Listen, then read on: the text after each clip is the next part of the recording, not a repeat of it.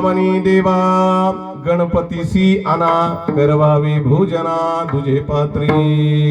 प्रस्तुत अभंग जगमान्य जगवंदनीय संत तुकोबाराया यांचा हा 4 चरणाचा अभंग असून या अभंगामध्ये महाराज प्रासंगिक स्वरूपाचं या ठिकाणी जो आपल्या जीवनामध्ये प्रसंग निर्माण झाला त्याचं वर्णन या ठिकाणी करतात।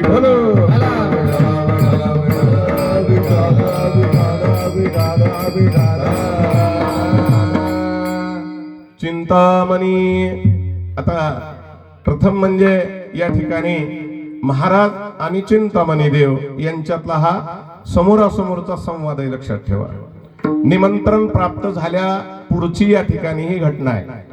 आणखी जर सांगायचं तात्पर्य झालाच तर आसपासचे असणारे या ठिकाणी महात्मे आणि परस्परामध्ये निघणाऱ्या चर्चा आणि त्याच्यातून येणारे या ठिकाणचे निरोप आणि तो प्रसंग जीवनात ओढवला। चिंतामणी महाराज प्रसंग अवधानानुसार या ठिकाणी कार्यभाग संपन्न करतात गणपतीच्या उत्सवाचा। लक्षात ठेवा, म्हणजे मंदिर पूर्वीच आहे परंतु आपण त्याचे वंश परंपरेचे पायिक आहेत, लक्षात ठेवा। म्हणून आपल्या पूर्वजांनी जे केलं तेच महाराज पुढे वसता चालवू लागले आणि त्या निमित्तानं या ठिकाणी तुकोबारायांकडे आमंत्रण पोहोचलेलं होतं। महाराज त्या ठिकाणी आलेले होते, असा एक घटनाक्रम आहे। तर त्याच्यामध्ये काय तर गणपतीचं आवाहन करण्याचं या ठिकाणी कार्य तुकोबाराया चिंतामणी देवाला सांगतात हे या ठिकाणी। आणि काय करायला सांगतात तर भोजन करण्यासाठी यावं असं सांगतायत।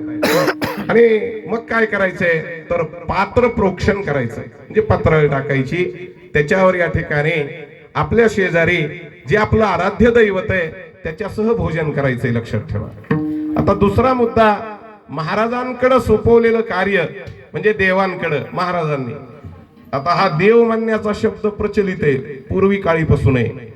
देव या ठिकाणी भूदेवांना संबोधित करतात देव या नावानं। तुम्ही बोलवा त्यांना, आमच्या शेजारी भोजनासाठी बसवा असं म्हटल्यानंतर स्वतः देव म्हणतात तुकया एवढी कैची थोरी, माझं एवढं मोठेपण असेल का, माझी एवढी साधना असेल का, जर असलच तर या ठिकाणी येतील अन्यथा येणे नाही।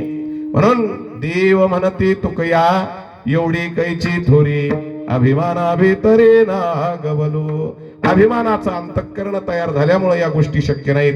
पुढे सांगत असताना या ठिकाणी पत्राळी वाढलेल्या आहेत, ब्राह्मण भोजनासाठी बसलेले आहेत, वेळ होऊ लागलेला आहे असं या ठिकाणी सांगतात। पुढे काय तर देवाचं आवाहन तुकोबारायाने काय केलेलं, तुमच्या सुकृते तुमचं पुण्य असेल तर मी या ठिकाणी त्यांना आणू शकतो असं बोलतात। आणि काय तर अनेन त्वरित मोरयासी, मोरया नावानं उच्चारण या ठिकाणी गणपतीचं तुकोबारायांनी केलेलं आहे।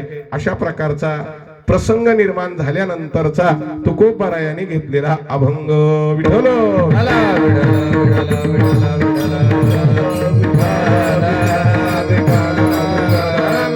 सांगायचा तात्पर्य, जीवनामध्ये आपल्याला सुद्धा काही प्रसंग तिथं गेल्यानंतर काय निर्माण होणार आहे हे सांगता येत नाही। निघायचंय मग 8 वाजता पण निघायला 10 वाजतील, हे 2 तास